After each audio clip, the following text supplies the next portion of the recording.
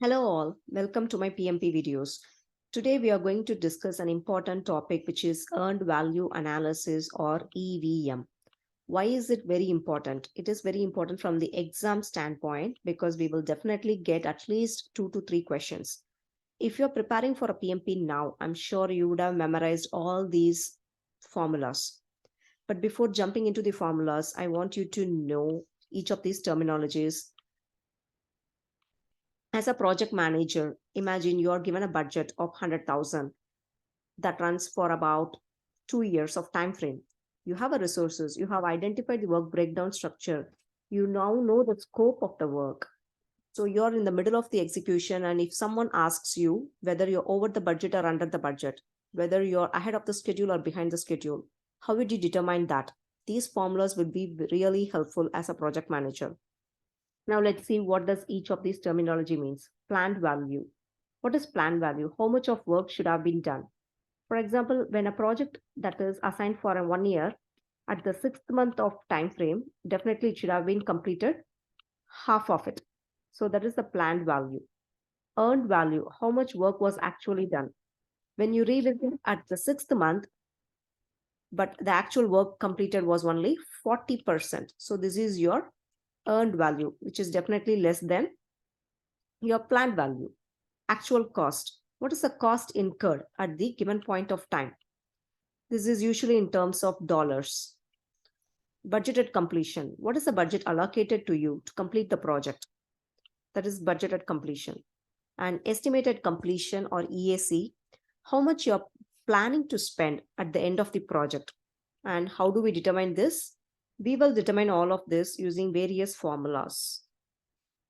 This is a quick cheat sheet, I would say. Even PMBOK has all the quick cheat sheet that carries all these formulas. I don't want to waste any of our time in going through all these formulas. However, I have few highlights here. Let's go over this quickly to see under what scenario we use these multiple formulas, especially the estimated completion. So estimated completion has 3 different formulas. So let's see under which scenario we will use these ones. So EAC is equal to AC plus ETC. That is estimated completion is equal to actual cost plus estimate to complete. So estimate to complete is none other than your forecast, how much you have forecasted and how much the cost have already incurred. So this is pretty straightforward. And if in a given problem you have an actual cost incurred, and if your problem says that this much they are forecasting, and what is your estimated completion is pretty straightforward, which is AC plus ETC. But it is very rare to get as very straightforward questions in PMP, right? So the second formula is E equal to BAC divided by CPI. CPI is your cost performance index. And in order to determine this cost performance index, we know the formula is earned value divided by actual cost. And when do we use this formula? In a given scenario, if the project manager is happy with the cost performance index and he wanted to continue to spend the money at the same rate, we will use this formula. So imagine the scenario is a happy here and he wanted to spend the money at the same rate. And the other formula is EAC equal to AC plus BAC minus EV divided by SPI into CPI. So this is quite tricky because of a lot of some calculations involved here, and also all these different formulas, right? Like BAC is your budgeted completion. You know the budget now, you know the earned value here, and you have to calculate your schedule performance index as well as cost performance index. How do you calculate schedule performance index? It's earned value divided by planned value. And when do we use this formula? Here, it's not that much happy scenario. And the project manager is very sure that the remaining work will be impacted with the current performance. So that's when you use this formula, which is AC plus BAC minus EV divided by SPI into CPI. And hint here is assuming the remaining work will be impacted by the current cost performance and the schedule performance. And the other few quick tip in terms of cost variance and schedule variance is when you get a positive number, it means that you're definitely under budget, which means you're spending less. For example, your budget is $10 to purchase something and you ended up spending $9. So you're saving $1 here, right? So it is, which means you're under the budget and you're saving some money for the project. But in that case, instead of spending $9, assume you have spent $14 and you have a negative variance of -4. And obviously you're over the budget. You have a budget of only $10, but you're spending more, which means the negative number indicates you're spending over the budget. And same goes with the schedule.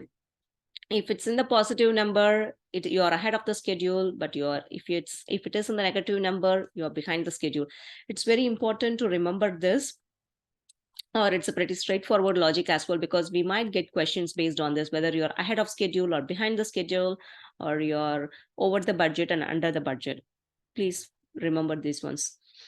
And to complete performance index, and this is the formula, which is BAC minus EV divided by EAC minus actual cost. So this is sometimes important as well, because this is to determine the cost efficiency that is needed to achieve the target estimated completion. We might get some questions based on this as well. So it's very important to remember this formula as well. And next, coming back to scenario-based questions. With reference to the below diagram, it can be inferred that the project is currently. So they would give a diagram like this.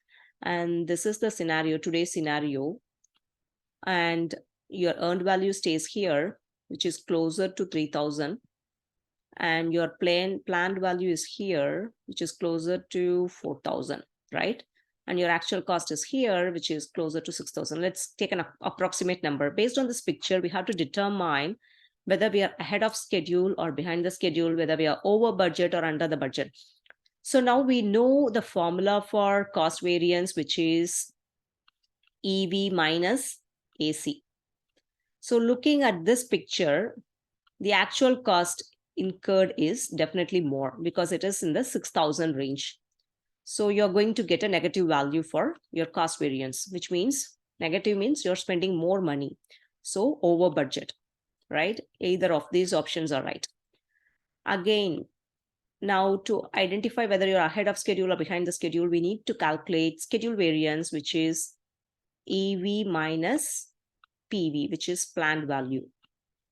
If you see here again, planned value is in 4,000 and earned value is in the shy of 3,000, and you're definitely going to get a negative answer, which means we are behind the schedule. So behind the schedule and over the budget is the answer. Again, another one, pretty much similar.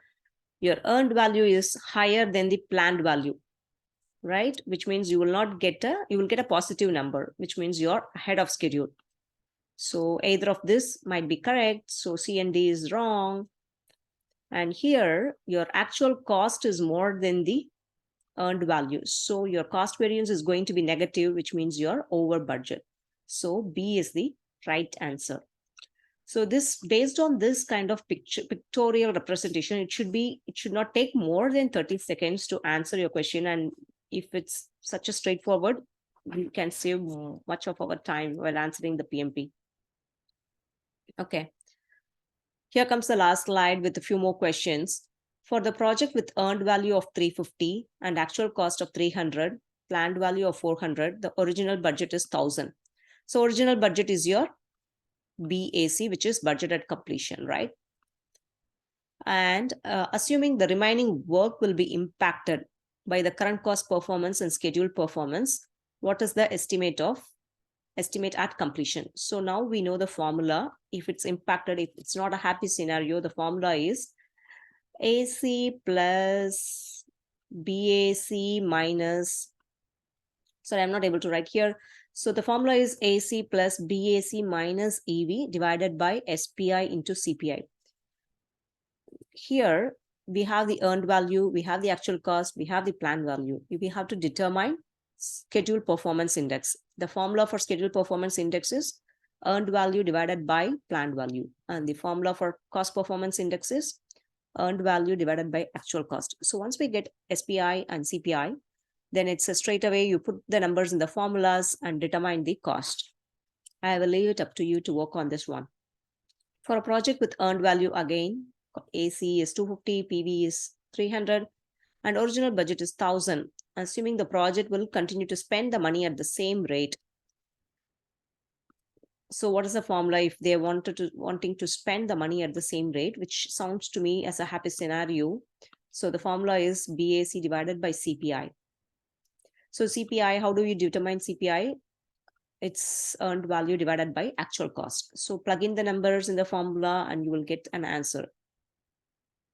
Last question, for a project with earned value 300, again AC 350, planned value 400, the overall budget. This is your budget at completion, and that you will continue to spend at the same rate as you're currently spending. What is the variance at completion? So here you have to know what is the formula for variance at completion. Variance at completion is your budget at completion minus EAC. BAC minus EAC is the formula. So in order to determine the EAC, how do we determine the EAC? We have formulas as well, right? There are multiple formulas. And here the scenario is they will continue to spend at the same rate, which is again, you have to use BAC divided by CPI in order to get the EAC. And you plug in the numbers in BAC and EAC, and the BAC minus EAC, you will get variance at completion. And your answer would be one of this. It's easy to plug in these numbers, but then you need to understand the scenarios so that you will know which formula to use. Best wishes to you all. Thank you.